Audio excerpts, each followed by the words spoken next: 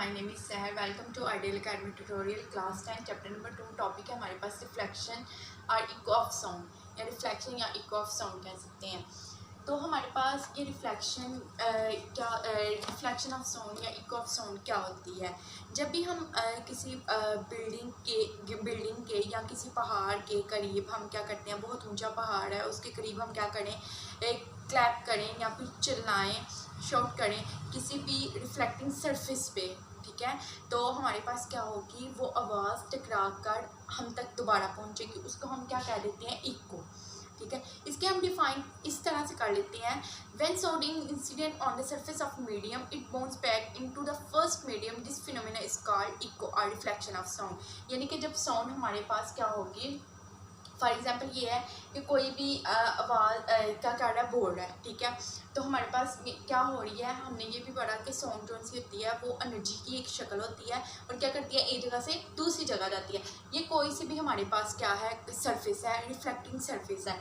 अब जो भी बोल रहा है उसकी आवाज़ क्या कर रही है, इस सरफेस तक पहुँच रही है, इससे टकरा कर वो क्या करती है, वापस उस तक पहुँच जाती है। तो इसको हम क्या बोलते हैं, रिफ्लेक्शन यहाँ पे कह रहे हैं, हो रही है, ठीक है।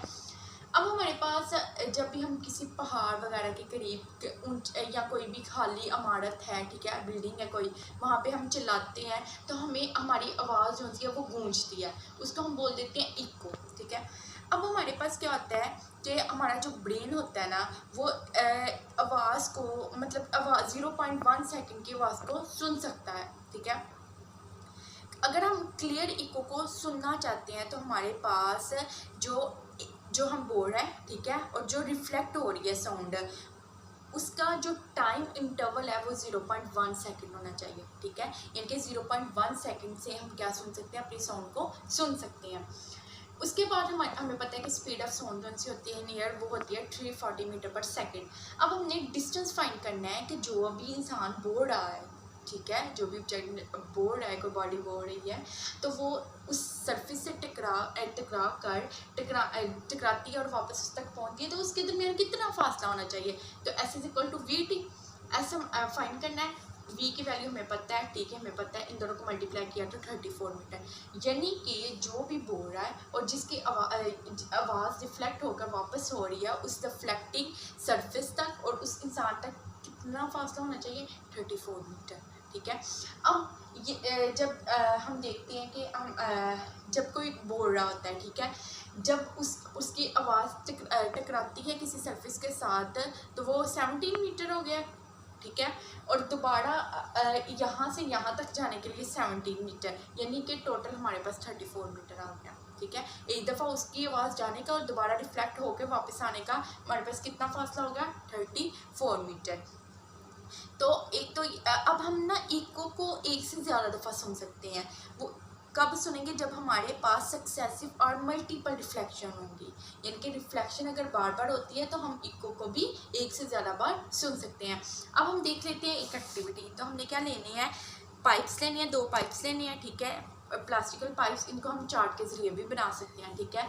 उसको हमने क्या किया, एक टेबल पर प्लेस कर दिया और टेबल को इस तरह करना है कि वो दीवार के साथ लगाओ, ठीक है।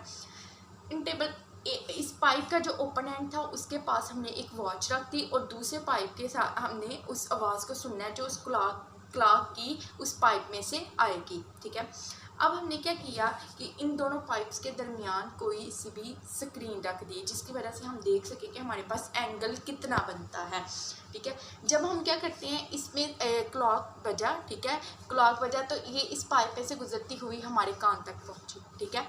जब हम पाइप को लिफ्ट करेंगे यानी कि ऊपर नीचे क्या करेंगे, अरेंज करेंगे, तो हम देखते हैं कि हमें आवाज़ यानी कि पहले कुछ आवाज़ सुनाई देगी, फिर थोड़ी देर बाद कुछ, यानी कि आवाज़ इसको पाइप को ऊपर नीचे करने से भी हमारे पास आवाज़ पे इफेक्ट आएगा, ठीक है, कि आवाज़ हमें सही सुनाई देगी, ठीक है। उसके बाद हमने ये जो स्क्रीन, अब यहाँ से आवाज़ जा रही है, मीन्स यहाँ पे इंसिडेंट है, ठीक है, और यहाँ पे जा रही है, हमारे कान तक पहुँच गया, तो ये हमारे पास क्या हो रही है, रिफ्लेक्टेड हो रही है, ठीक है। तो हमने देखना है कि इनके दरमियान हमारे पास एंगल ऑफ इंसिडेंट और एंगल ऑफ रिफ्लेक्शन क्या बनता है। तो अगर हमारे पास क्या हो, 45 का एंगल हो तो हमारे पास आवाज़ जो सी है वो क्लियर सुनाई देगी। वो 45 से ज़्यादा कम एंगल भी हो सकता है, लेकिन 45 पे वो बिल्कुल हमें क्लियर सुनाई देगी। ठीक है, तो आज का हमारा टॉपिक यहीं तक था। और ज़्यादा अगर आपको किसी भी चीज़ की समझ नहीं आई तो आप कमेंट बॉक्स में क्वेश्चन कर सकते हैं। नेक्स्ट वीडियो के लिए हमारे चैनल को विज़िट करें। Thanks for watching my video.